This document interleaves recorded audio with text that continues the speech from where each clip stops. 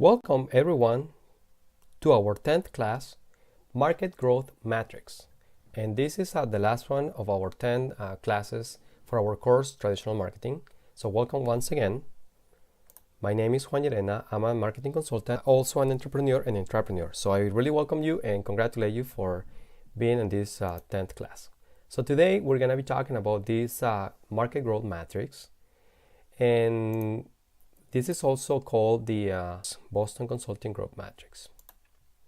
So what is this? Let's start by talking about what is this. And this is a matrix that has 4 quadrants. It's a great tool to identify where our products or services are and in which stage they are related to the market growth rate. And because it's really simple, there's like 4 symbols. And that's what we're gonna be covering today and what each one of those represent and when a product or service is located in each one of these 4 quadrants. But we can start by saying that the star represents those products and services which the demand is high, is increasingly rapidly, and that they're very popular at any given point.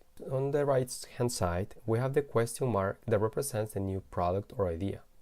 So this is not generating revenue yet, but can be turned into a star. Sometimes it can be turned into a dog product or service as well, which we'll be explaining in just a second. Then on the bottom half, then we have on the left hand side a cow that represents those products and services that are already established, that they have been proven to have a good market growth rate, but they're not growing anymore as much as the stars.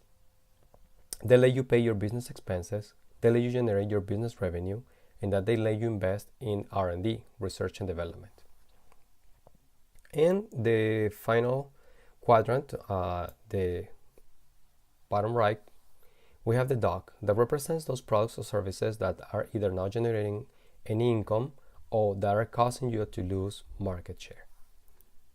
Now let's take a look at both of the axes. We have the vertical axis from low to high, which is the margin growth rate. Horizontal axis, we have the relative market share. For example, Google search engine has about 80% market share. What kind of product will be that for Google, would you think? Well, that's a star, because it's generating the most amount of revenue, it's bringing in customers every day to Google products, and it's just it's that main entry point. It's like that landing page for that business that is capturing all these visitors that are actively looking for information or looking to purchase an item on the internet. Let's take a look at this slide, and we'll see that the top smart platforms during the 3-month average ending in January 2017 from smartphone subscribers in the US ages 13 or plus, 53% or 53.2 to be exact are Android smartphone users. 44.6% are Apple users. And Microsoft and BlackBerry, they have less than 2%. 1.5% by Microsoft and 0.5% by BlackBerry. So that means that Android and Apple are stars due to having a big market share by far from Microsoft and BlackBerry. Now let's take a look at the market growth rate axis. For instance, the landlines for private residences. Is that a category that is growing anymore or that is not? Okay, so we can say that product or service that is not growing as in the past. It hasn't been growing anymore. Actually, a lot of people don't even have a landline anymore. Do you? I don't. We only use cell phones at home, smartphones. So it's a business that is slowing down considerably. If it used to be a cow probably bringing revenue every month, how many people has dropped and that don't have a landline anymore? So there's still a few out there. I mean, quite a few, but not as the market growth rate is really slowing down considerably. Let's think for a second about the cable TV. These big companies that are only focused into cable TV or the channels that are into that space, is that a growing growth rate market, or is it a low growth market rate? Cable TV. Why did HBO pull out of the cable TV space and went to live streaming or online streaming. Online streaming. Do you watch most of your shows online, or do you still record TiVo or watch TV?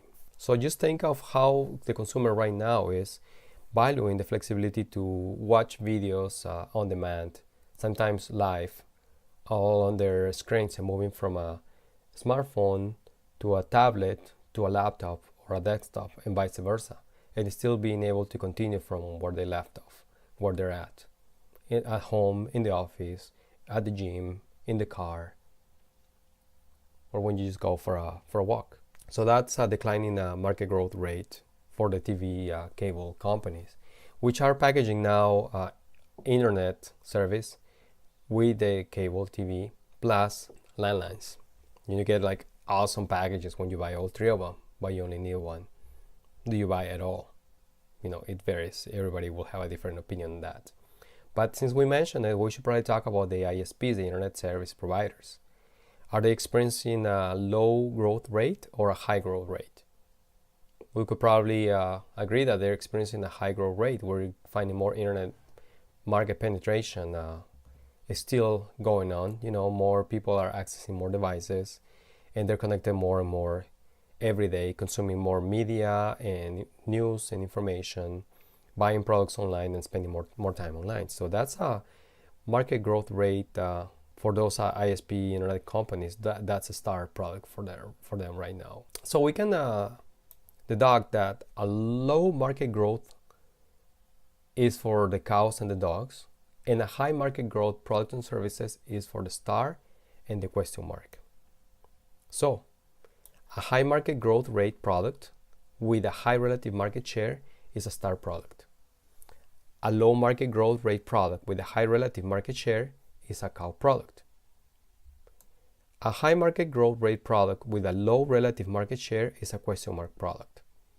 And finally, a low market growth rate product with a low relative market share is a dog product. And we'll see what that means and what that is. So we'll start by talking about the characteristics of the question mark products. Okay, these are the parts of a business that have high growth prospects but a low market share. So there's an opportunity for growing the market share, but it doesn't have it yet. We also will see that these products or services considered to be question marks, they consume a lot of cash but bring little in return. In the end, question marks also are known as problem children because many times they just lose money. Unless we see all of a sudden that there's a new trend with that product or service. All of a sudden it becomes viral, everybody wants it, everybody needs it, everybody thinks it's the newest, greatest thing, and there's all of a sudden a big market growth and a big market share for that particular product or service. Since business units are growing rapidly, they do have the potential to turn into stars. Okay, now there's so many information and feedback that we can get directly from our consumers for our products and services, bypassing all the middlemen. Then there is a way to develop rapidly and quickly if we have the financial muscle to do it. We have to evaluate our strategy and decide how we're going to turn that question mark product, that great idea, into the next big thing for us. Companies are advised to invest in question marks if the product has potential for growth. But if it doesn't, then they should sell it. They should get rid of it. Maybe let somebody else with a better idea or better means to make it grow and turn it into a market growth product or service, take it over. We might need to invest in advertising to transform a question mark product to become a star. So it needs a lot of time and effort and investment, and like we said, research and development, which it costs you also money. But the potential, it can be huge if you actually get to do it right and get to see and reap the benefits of turning that question mark product into star. Now let's talk about the star products. Star products or services. So for instance, if we're the market leader, then with a particular service or product or a particular group of services or products, then those are our star products or services. So it says here the business units or products that have the best market share and generate the most cash are considered stars. So those are the ones that you want to have all products stars, but you can't. But you don't always want to do that. You want to have a good balance between all of them. Monopolies in first-to-market products are frequently termed stars. Because of their high growth rate, stars also consume large amounts of cash. So you need to have the financial means to be able to implement this and continue developing these stars and get into all these spaces and the marketing, the advertising, to be able to have the strategic partnerships with the right partners in order to get these products that are so good and so great into other spaces that even with $1 million sales you won't be able to reach, to continue making them grow and shine. These star products will grow and grow and grow until they will turn into a cow, until they can no longer grow, or until it slows down considerably. Usually when there's a lot of amounts of cash that are needed to these star products or services grow, usually consume a lot amounts of cash and money, sometimes equaling what's going out, that's what's coming in. So we have to be careful about that. Stars can eventually become cash cows if they sustain their success until a time when the market grows. And finally, companies are advised to invest in stars. If you have the financial muscle to invest, to acquire, to purchase a product that is already a star, then you don't have to invest in all these R&D or into these question mark products, because you have a successful product as long as you have the right strategies to implement and the financial means to promote and advertise. So let's take a look at it again. Apple, that will be a classic example now, where Apple saw the tablet market as an opportunity. There were tablets way before Apple came up with the iPad, but they were like all different platforms. They weren't of great quality or great design. They weren't simple to use. And Apple saw this. Now Apple had some of the characteristics that they were required to make these tablets as stars. For instance, they had the financial muscle to advertise, to promote, to get to followers that will want to have it. They also had the technology and the knowledge to be able to produce a simple yet very good looking and a device that with great performance that everybody wanted to have it.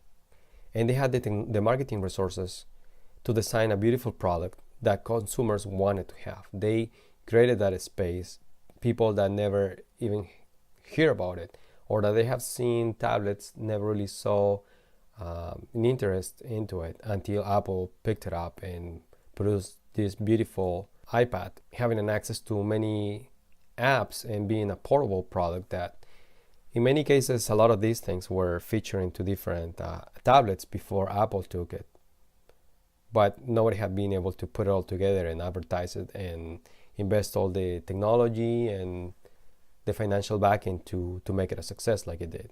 So they pretty much, we can say that Apple created their own market for this.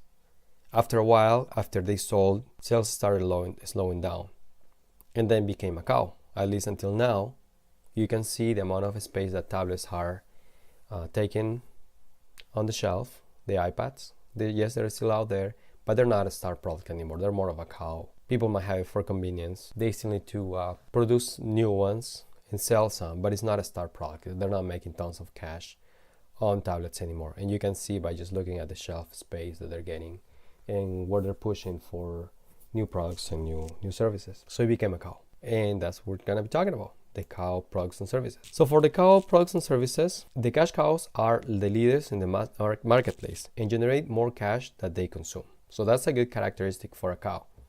If they generate more cash that they consume, then they are, and they're still leaders in the marketplace, then you're talking about a cow. These are business units or products that have a high market share but low growth prospects. So they're not growing quite as much, but they still have a high market share. Everybody uses it, everybody wants it, everybody needs it. Cows provide the cash required to turn question marks into market leaders, cover the administrative costs for the company, fund research and develop, service the corporate debt, and pay dividends to shareholders. So that's why you want to have a cow, because they bring in more than the way they actually cost you and what you spend on them. Plus, they have a big market share, although they're not growing. They don't have a high growth margin market like they used to. but they help you, again, pay for research and development. They help you service the corporate debt. They pay dividends to the shareholders, so they keep them happy and cover the administrative cost of the company. With cow products or services, you won't need to invest as much as before, because you have in the past. You had probably a question mark product or service that became a star and over time has become a cow, just like the tablets did. And that's probably now generating, for instance, because now it's on the hands of millions of consumers around the world, it has a potential to continue generating more income via apps. Okay, so it's generating cash flow, yet Apple doesn't have to advertise what an iPad is as much as they did before, because everybody knows it by now. Revenue that is being generated from these cow products can be used to create new stars. So you're gonna have a cycle where you continue creating new stars from your question mark products or services, and you use your cow products to turn profit, to pay your dividends to your shareholders, and at the same time pull money aside to be able to create new products that will become stars at some point and later on possibly cows. So you need to use your resources wisely. If you have one of these products or services, you don't want to waste it. You want to make sure that consumers are satisfied, that they still have access to it, that the quality is to what the customer expects, and you need to reinvest to maintain these cows profitable. Companies are advised to invest in cash cows to maintain the current level of productivity or to milk the gains passively. Okay, so this is why the cow term comes from, to either maintain the current level of productivity with the cash cows or to milk the gains passive. Now for these cow products or services, you need to have a long-term plan. Examples of cow products or services, we can probably talk about the Coke, high margin growth rate, because Coke is already everywhere and everybody knows what it is. They have invested a ton of money in marketing. They still do invest in a lot of emotional marketing, neuroscience. I would like to say to connect you with the product, so you still think about it, you still connect with that product. You still try to build memories, and they continue to try to create a long-lasting relationship with the product and with you. So you want to use it later on to bring back memories, to build the new ones with your family or with your friends, have new good times with the same product, and you still keep consuming the same product. So companies have to wisely create that, and that's why Coca-Cola, for instance, they spend so much money into this type of product that it already has a huge market penetration but a low margin growth rate. Now let's talk about the dog products, because those are the ones that you either don't want to have, or that you want to get rid of, or that you might want to keep just because it's a good strategy for you.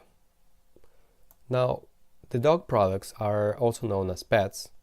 Dogs are units or products that have both a low market share and a low growth rate. They frequently break even. They either are not earning or consuming a great deal of cash, but they're not adding to your business. Dogs are generally considered cash traps because businesses have money tied up in them, even though they're bringing back basically nothing in return. We can say as well that when the cycle is completed, these products are obsolete, then that's when it becomes a dog. So for instance, let's recap a little bit and go back and think of the DVR. Do you have a DVR at home? Did you ever have a DVR? Probably a lot of you don't have one. Maybe never had one. Very people use it now, right? You can just go to the internet and then just watch something on demand. This is a business that is probably has a low profit or that is at a loss. Maybe some businesses are servicing this yet just because people already have it, so they will get mad if all of a sudden they're not supported anymore. It's a product that is probably on their last stage, and many are getting rid of this product. So now we must value these products probably based in story or based on the novelty at a certain point in time. So we can probably say that we were the first creators of such a particular product, and maybe we still keep it, and maybe we still service our legacy customers to let our customers know and make a statement that we stay with you no matter what. We will probably want to make an effort to upgrade them to the latest and greatest new star product. But some customers that are remaining as legacy products, they want to be served, and they deserve to, because that's what they were sold. Why you would want to have a dog product? For instance, you sell cars and you still need to service parts for a discontinued model. You already sold the car, so you need to support that. You need to back that up. So if it provides you with image, or if it's a great marketing tool for you, then you probably want to keep that one dog unit, business unit, or product or service. So you gotta think well and then strategize based on that. So, quick recap. Your star products or services are market leaders, and you need to invest in them to try to keep them shining up there and keep growing that margin growth rate to make it go as high as it possible can. The question mark products are those that you need to invest, and they're new to the market, or maybe they're not out in the market yet, but it can be also a fad. So you need to ask yourself, will this market continue growing for that question mark product? Is it ever going to make it? If it doesn't, then you need to get rid of it, or maybe sell it before it continues consuming your time and your cash. Your cow products are key. You need to use some of these resources to start creating a new star product and keep the cycle going, keep a healthy business. Can you identify what products that you have are cows, or services are cows? Which ones are stars? Do you have any dogs? Are you working on something new that is taking a lot of effort, that is not letting you service your customers properly? Is that a question mark product? Is that where the future is? Do you want to bet on the future? You need to keep a balance of all. You can't just focus on your cows and become irrelevant. Or you don't want to just put all your eggs in one basket on betting into a new line of products and not taking care of your current customers. The dog products. Think, what would you do with it? Think, what would you do without it? Would it affect your brand, your reputation? What about your most loyal customers that they're still betting on your dog products? Is it a break-even product? Does it even make sense to continue carrying it or not? So your homework is to look at your products and services and look at how they're positioned in this market growth metric. Again, you gotta think, am I talking about a question mark? Am I talking about a star? Am I talking about a cow or a dog? And try to position those. All in all, you need products in every quadrant in order to keep a healthy cash flow for your business, and also have products that can secure your future. So you need to have a balance of possibly 3 of these 4, or maybe these 4 if you still need to remain a good healthy balance with all of this. If, like we said, if the dog products give you a reputation, they give you image, then you need to have a good balance of all of them. So that's your homework for now. And this is a fun exercise because you can almost pick a different line within your business or service, or a different product line within each business or service as well, and be able to identify where each one is and what to do with each one of them. All right, this is your community, and you're here to improve your skills, because your brain is like a muscle, and you need to train it. You need to muscle it. You need to use it and think once and again, and then you become better at this, especially in the business world, the business ideas or the business strategies that you're going to use. I would appreciate to hear from you how you like this course, and we hope that you continue with our next course about online marketing, fundamentals and all the basics that you need to learn. This is Juan LLerena, marketing consultant, engagement and motivational speaker, entrepreneur just like you. Visit us at jlbmedia.com and sign up on our newsletter to get more resources and interesting information that can help you grow your business and stay up to date with the latest changes. See you soon. Thank you.